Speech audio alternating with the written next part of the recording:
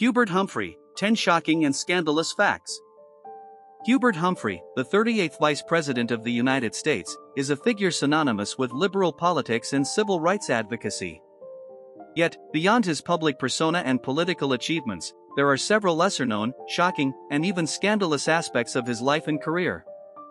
Here are 10 such facts that shed light on the complexities of this influential figure.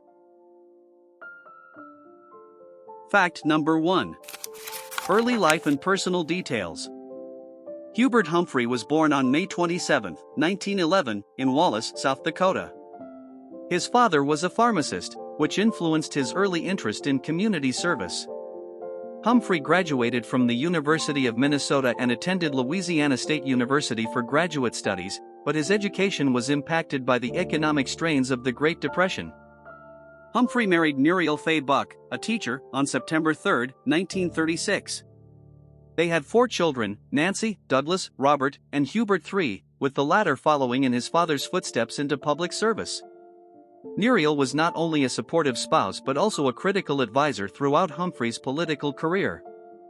This personal background shaped Humphrey's political ethos, characterized by empathy, a commitment to public welfare, and a strong belief in the government's role in improving lives. His familial and community-oriented values were reflected in his approach to politics. Number 2. The mysterious loss of the 1968 presidential election. The 1968 presidential election, in which Hubert Humphrey competed against Richard Nixon, is remembered as one of the most contentious in U.S. history. Humphrey's campaign struggled with internal divisions within the Democratic Party and widespread dissatisfaction with the ongoing Vietnam War. Despite these obstacles, Humphrey's campaign gained momentum following his commendable performance in the final presidential debate. However, he ultimately lost to Nixon by just over 500,000 votes in the popular vote, a margin of less than 1%. A significant factor in this election was the alleged interference by Nixon's campaign, specifically through Anna Chennault. She reportedly contacted South Vietnamese leaders to persuade them to resist joining peace talks, which could have led to an end to the Vietnam War, potentially boosting Humphrey's electoral prospects. These actions, later known as the Chennault Affair, have been confirmed through declassified materials and are seen as a stark example of political sabotage. Number 3. Financial scandal, the misuse of campaign funds. In the early 1970s, Humphrey faced allegations of misappropriating campaign funds. It was claimed that he used these funds for personal benefits, including extravagant vacations and extensive renovations at his home. Humphrey responded vigorously to these accusations, maintaining his innocence throughout the investigative process. The Federal Election Commission conducted a thorough review but found no definitive evidence to bring criminal charges against him. Nonetheless, the allegations managed to damage his public image and fueled ongoing debates about the integrity of his financial practices. Number 4. Allegations of election rigging. During the 1968 presidential election, there were persistent rumors and accusations that Humphrey's campaign engaged in electoral fraud, particularly in pivotal states. These allegations were part of a broader climate of distrust that permeated the election, marked by claims of ballot stuffing, coercion, and manipulation of vote counts. While these accusations were never legally substantiated, they contributed to a lasting atmosphere of skepticism and cynicism towards the electoral integrity of that year's election, reflecting the deeply polarized state of American politics at the time. Number 5. Controversial support for wiretapping. Hubert Humphrey's support for the FBI's surveillance of Martin Luther King Jr. is one of the more contentious aspects of his career, especially given his public advocacy for civil rights.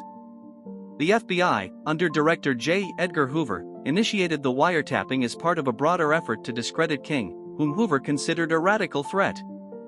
Although Humphrey's exact level of involvement is unclear, his position in the Johnson administration likely meant he was aware of, if not directly supportive of, these actions.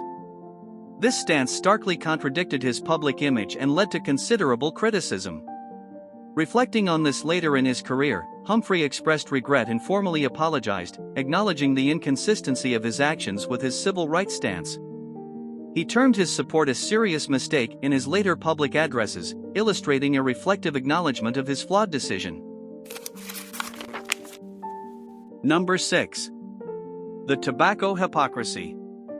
Despite his robust public support for various public health initiatives, including anti-smoking legislation, Hubert Humphrey was himself a heavy smoker for much of his life. This private habit, which he kept out of the public eye, became particularly controversial as the detrimental effects of smoking became more widely acknowledged and accepted, including definitive links to cancer and other serious health issues. Humphrey's smoking was seen as hypocritical, especially as he championed public health reforms that aimed to reduce tobacco use among Americans. His personal struggle with tobacco addiction, which he discussed sparingly, highlighted the complexities of his public versus private persona and the challenges in aligning personal habits with public advocacy. Number 7. The CIA connection, an unlikely ally. During his tenure as vice president under Lyndon B. Johnson, Hubert Humphrey was reportedly involved in or at least briefed on several covert operations conducted by the CIA, particularly those aimed at combating communist influences in Latin America. While direct evidence of Humphrey personally orchestrating these operations is scant, declassified documents from the era reveal that he was kept informed about various anti-communist activities, including efforts to support right-leaning regimes and undermine socialist movements. These actions, part of the broader U.S. strategy during the Cold War to counteract Soviet influence in the hemisphere, complicate the narrative of Humphrey as solely a domestic policy-focused leader. If substantiated, this involvement would add a layer of complexity to his political legacy, showing his engagement in the murky world of Cold War geopolitics.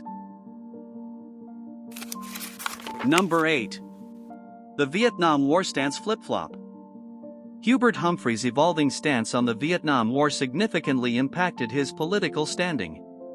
As vice president under Lyndon B. Johnson, Humphrey initially supported the administration's decision to escalate U.S. involvement in Vietnam. He publicly backed the war effort, aligning with Johnson's policies throughout the mid-1960s. However, as the war dragged on and public opinion shifted dramatically against continued U.S. involvement, Humphrey began to express reservations. By 1968, during his presidential campaign, he started advocating for an end to the bombing of North Vietnam and sought a negotiated peace. This shift was seen by many as a political maneuver designed to gain favor with the growing anti-war constituency. Critics on both sides of the issue accused him of opportunism, arguing that his change in stance was driven by electoral calculations rather than by principled leadership. This perception damaged his credibility with both pro-war hawks and anti-war doves, complicating his efforts to present a unified message to the American electorate. His former position as a staunch supporter of the Johnson administration's war policies made his later calls for peace seem inconsistent, contributing to a sense of political expediency that plagued his 1968 campaign.